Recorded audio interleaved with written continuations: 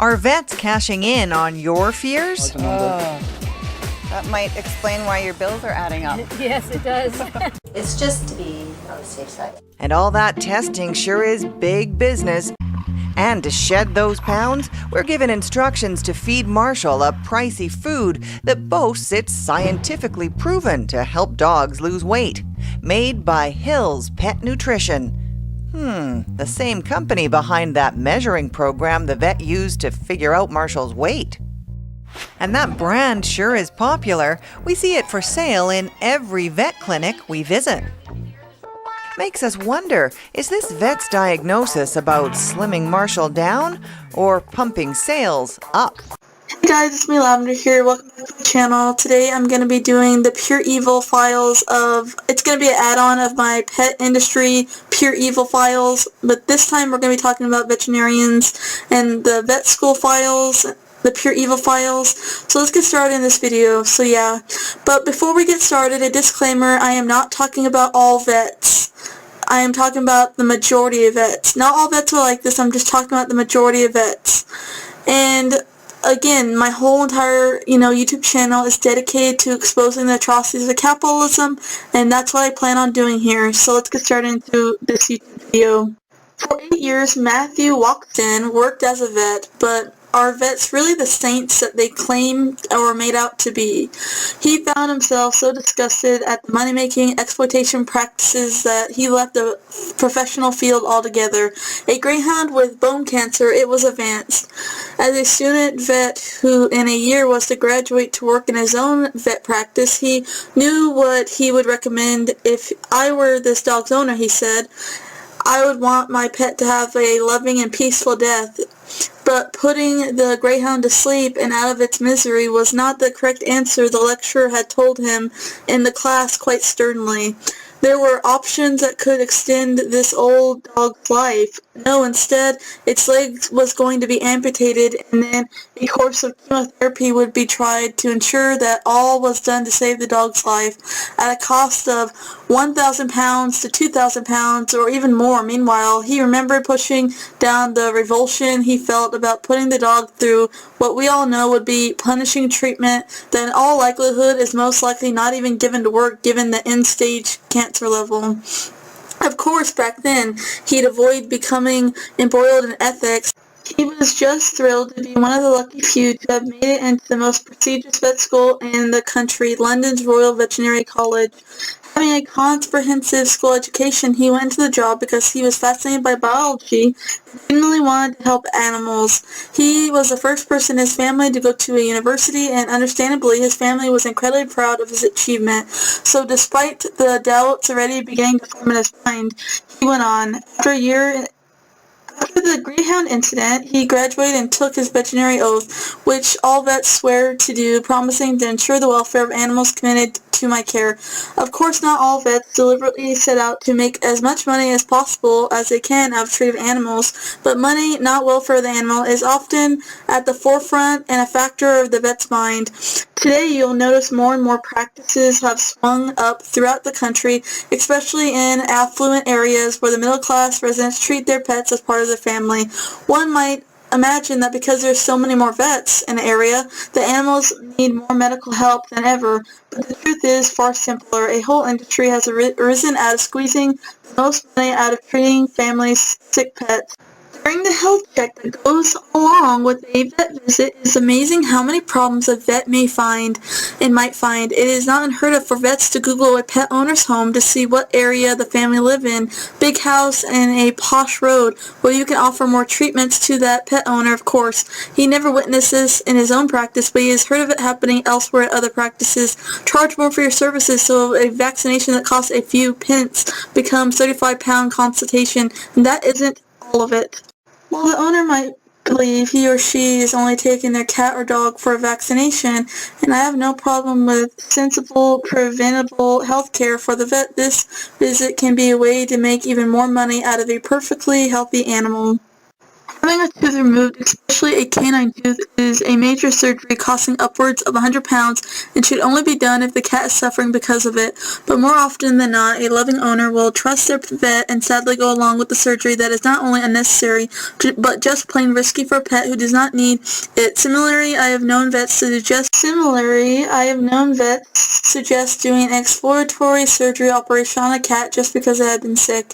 But just like humans, cats and dogs get sick from time to time. The best response is to wait and see, not offer a battery of blood tests or invasive operation procedures. They have medical insurance for their children, so it's only natural that they'd want the same for their own family dog or cat. Insurance for a pet dog or cat costs on average from £600 to £250 a year. Only if you have pet insurance, you can be sure your vet is more likely to offer your pet treatments because your vet knows you won't be paying for it so you can afford it. But however you look at it, the insurance is simply a license to print money. If you are a loving owner, you would not want to put your pet through cruel, lengthy, and costly procedures. They do not provide for the useful essentials such as neutering, spaying, vaccinations, or teeth cleaning. There is no point to them. But vets aren't only guilty of treating animals when there is no problem. Sadly, they are also guilty of creating problems in the first place. Take bulldogs, for example. They have been bred selectively to have a characteristic collapsed face, and the scientific research and statistics say that the breeding of bulldogs is bad. This restricts breathing and stops them from being able to panting properly. Ridiculous as it may seem, they have also been and created an animal that can't breathe fast enough to have sex. So a bulldog must be artificially inseminated by a vet using a general anesthetic. Once pregnant, the bulldog faces another dreadful side effect, again caused by the breeding. Bulldogs have such small pelvises that most are unable to give birth naturally, so 90% of bulldogs require a cesarean C-section. If the vet were truly putting the animal first, he would refuse to do the service in inseminating a bulldog in the first place. Instead, to ensure the welfare of the bulldog, vets should be insisting on pregnancies only occurring in bulldogs that can give birth and mate naturally. But of course they won't do that, or say that, or refuse the breeder's wishes. After all, as a vet, you are making money out of all the medical procedures, and insemination costs around £80 to £300 depending on the exact procedure, and a C-section £500. After all, it is the vets themselves who have aided and abetted in these horrible breeding atrocities, and this practice certainly isn't confined to bulldogs only. They have dachshund bred with elongated spines so they look more attractive for their breed, but these sausage hot dogs are prone to slipped back discs and back problems as a whole, which turn makes them more money for vets who do many operations a year to help with these issues, most of which do not work in the long run and cause more suffering and misery to the dog. We have cats that can't breathe, such as Persian cats, because their overly flat noses. Other cats and dogs without fur that also can't go into the sunshine as they will get sunburnt. In turn, vets are just simply creating weaker animals. They are going against the force of nature, Charles Darwin's natural selection, and because weaker animals are surviving, they need more medical care from vets who force them to survive. This is great news for the vets and the reason for their prolification, but surely not for animal welfare, which they had pledged to do when they took their veterinary oath to put the animal first. Proves my point more with this is sadly around 80% of veterinarians in America still declaw cats. We all know the horribleness of declawing your cats and how much pain it causes your cat and how it's such a bad procedure and it's totally unnecessary really. The majority of the vets declaw cats and kittens as a first option and like to declaw them as kittens preferably. Veterinarian leaders who are motivated by greed use their organizations thousands of dollars from fundraising and membership dues for lobbyists to try to stop bills that would end the mutilating procedure of declawing or the cruel practice of debarking dogs. Now on to the pet food, and even the regulatory system itself are all interwoven into a system where industry prevails and the customers and their pets struggle. Mars Pet Care is the top-selling manufacturer, $17 billion in sales in 2016. Mars brand pedigree dog food is 11% of all dry dog food sold in the U.S. It is significant to note that Mars Pet Care also owns the largest veterinary hospital chain in the U.S., Bainfield. Nestle Purina is the number 2 selling pet food manufacturer. Purina brand Beneful is 7% of U.S. dry dog food sales. Purina One brand is 9% of the U.S. dog food sales. Purina also owns Pet Finder, the largest pet adoption website. Smucker's entered the pet food business in 2015. Smucker's took an even larger share of the pet food industry with the purchase of Answorth Nutrition in 2018. Vet schools are in bed with pet food companies. Veterinarians play a huge role in the system as they are the most significant direct access to consumers. Almost 100% of the standard nutritional information provided to veterinarians, initial training in veterinary school, and ongoing training via AVMA educational events comes directly from the largest pet food manufacturers. Veterinary schools receive ongoing financial support from the largest manufacturers, including funding for pet food research. Veterinary Association events also receive funding from the largest pet food manufacturers. To top it off, and once vet students have graduated from the college or university, it is argued that professional vet conferences are not only sponsored by pet food and pharmaceutical companies, but many of the speakers at the conferences are affiliated with those companies. Some pet food and pharmaceutical companies offer scholarships, establish facilities, and drug trials in universities or sponsor teaching hospitals. At Perth University, the teaching is sponsored by Hill's Pet Food. The hospital's lab coats branded with the Hill's Pet Foods logo, and almost all discharge letters for animals treated there recommend a Hill's pet food diet. The University of Sydney's Veterinarian Teaching Hospital boasts about its close relationship and ties to Hill's on its website outside the classroom. The mailing list, which all vet students are in, is regularly used to send students special offers for Hill's and Royal Canin food.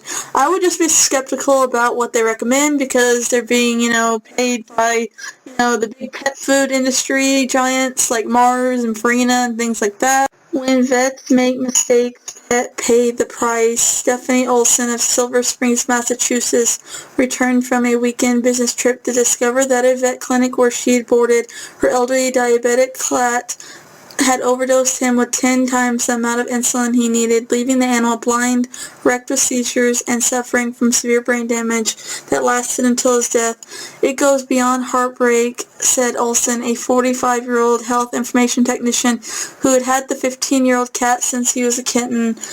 Jen of Riverton, Utah, sent her dog Ted for surgery to repair a torn ligament in a right rear leg, only to find that the veterinarian had operated on the left leg instead. If any of these mistakes had occurred in human healthcare patients, they'd be classified as medical errors worthy of an investigation as a whole, public reporting, and professional discipline, including firing and dismissal.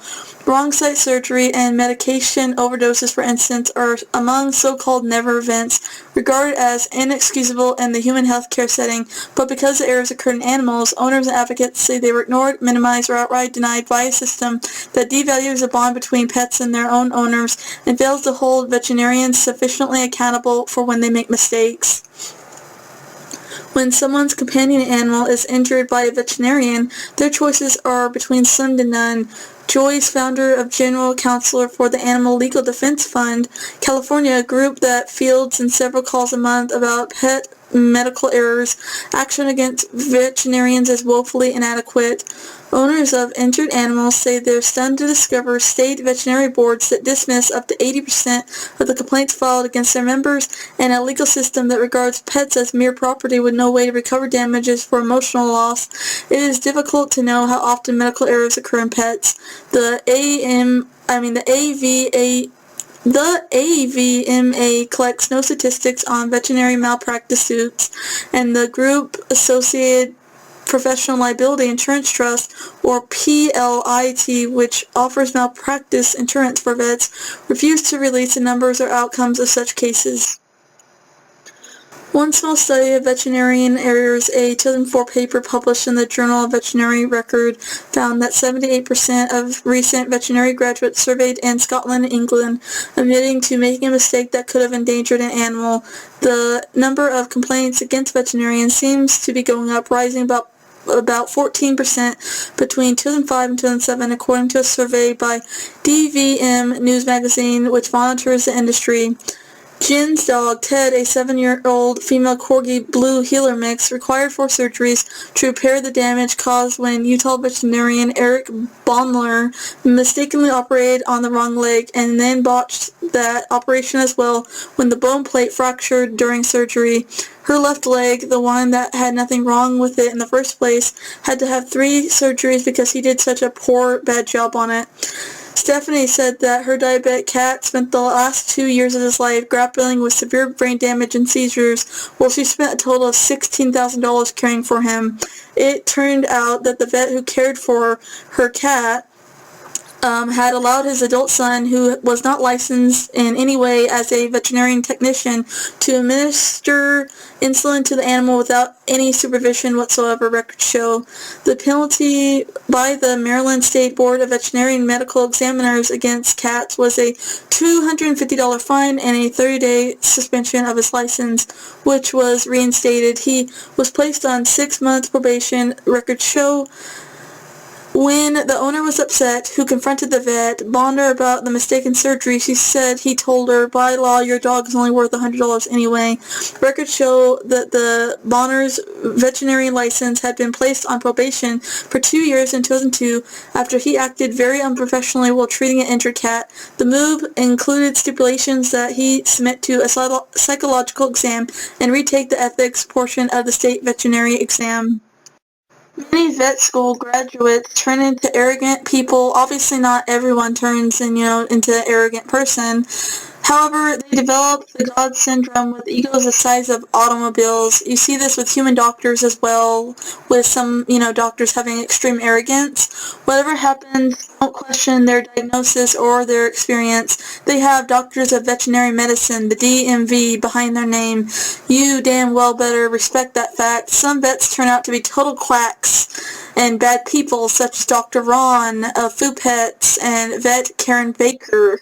They thrive on consuming fresh, living, and whole food. So Rayleigh played a clip of this orange woman in her video, and again, this is not a valid source of scientific information. This is not a journal article, it's not a study, it's just some random person you found online spouting nonsense. Now, this woman, Dr. Karen Becker, she is a veterinarian, but she's not well respected in her field, and she's regarded as a quack. This woman is an anti-vaxxer who overstates the dangers of vaccines and recommends against established vaccination schedules for your pets. She promotes useless pseudoscience like detoxing and homeopathic medicine, which is being proven not to do anything. And she's even partnered with Mercola, another well-known fraud who has claimed to have successfully treated autism using treatments that have been proven not to work. And he's also another anti-vaxxer who falsely marketed many of his own supplements, claiming they will make you immune to cancer or help prevent or treat COVID-19. So, does this woman sound like a reliable source of information? Obviously not. So, she just resorted to finding any random quack with a veterinary degree she could find, and she eventually found this orange woman. Rayleigh is platforming this fraud who is giving harmful misinformation that is actually harming not only pets, but also humans. Long story short, this game, Food Pets, was aimed at enriching the lives of real people and animals with engaging social gameplay with pets. Food Mojo was founded in 2007 by Dr. Ron Hornbaker, a veterinarian who believes the special bond between people and their pets could be recreated online. Food Pets is committed to supporting real pets in need, and through its nonprofit Food Pets Foundation, works with leading animal-related charities such as the SPCA and the HSUS. So on to Dr. Ron's sketchy past. This is all allegedly, by the way. This is allegedly his past, and the article I found. He was found guilty earlier before he did Food Pets. He was found guilty of blackmail. He was sentenced to prison time. Kansas veterinarian and AOL user Ron Hornbaker has pleaded guilty to extortion and faced up to 2 years in jail and fines up to $250,000 after trying to blackmail other AOL users with this whole love scam where he pretend to be a woman and then he'd pretend to be that woman's police officer husband and threaten them, telling them they needed to pay up and threatening them. And eventually the FBI caught up with him and he was arrested. His past makes him look like a typical money-hungry capitalism monster. That really doesn't surprise me. He doesn't really seem to care about education, but he cares more about the money than the education. Obviously, there's good vets, and in one case in point example of a veterinarian versus Tash Peterson, the crazy PETA vegan activist, storming into the vet office, screaming at them about being animal abusers by having birds in cages. This is why nobody takes PETA activists seriously anymore, and she's just one of the examples why no one takes PETA seriously anymore.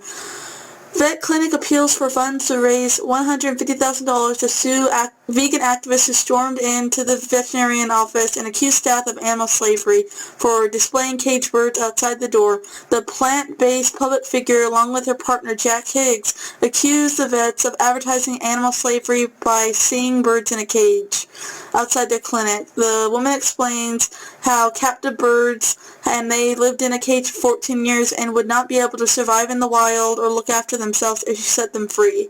A concept that Tash Peterson really doesn't understand. She added that they were in the process of finding the birds a bigger environment, and while she appreciated Ms. Peterson's opinion, she asked her to leave because she was traumatizing the staff. She explained the legal action was not about revenge, but to hold Ms. Peterson and her partner accountable for harassment, intimidation, and bullying. The veterinary industry is often a hard and unforgiving industry for those who work in it. It involves long hours, dedication, stress, and has a high dropout rate of qualified veterinarians and veterinary nursing staff and high burnout rate, along with a high suicide rate. The true horrors of pet food revealed. If you check the labels on grocery store foods, you probably already begun to see the list of ingredients doesn't always tell the whole truth or story about what's in your food. The same goes for your pet's food, dog food, cat food, doesn't matter. Behind innocent-sounding words like meat byproducts and meat mill are horrific manufacturing practices that would turn your stomach. Meat mill can contain the boiled flesh of animals we would find unacceptable for consumption. This can include zoo animals, roadkill, and 4D, dead, diseased, disabled, dying livestock. Most shockingly, this can also include dogs and cats that have been euthanized. At a rendering plant, a machine slowly grinds entire mess into huge vats. This product is cooked at temperatures between 220 degrees Fahrenheit and 270 degrees Fahrenheit for 20 minutes to 1 hour. The mixture is confetified, spun at high speed. The grease rises to the top and is removed from the mixture. The grease becomes the source of animal fat in most pet foods. Oftentimes when you open a standard can of cat food or dog food, you will see a top layer of fat. That is the product and the source of that fat, which is meant to entice a hungry dog or cat. Rendering practices aren't just gross, they're also dangerous for your pets. The chemicals used to euthanize zoo animals, dogs, and cats can survive the cooking processes, which means these chemicals end up in pet food, and ultimately in your pet.